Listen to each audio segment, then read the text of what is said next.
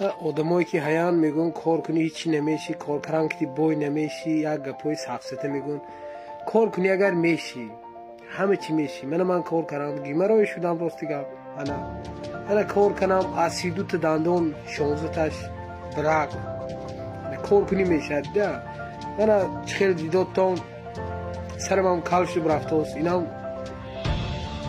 وابسته کار میشد ده کنی میشد دیگه. من سه چیز من خدا بشکر ابانگم قضا شدم. اینا اصلی کار کردم. کار نکنی یگان چی نمیشد. مهمش کار کردن در کار حرکت کردن.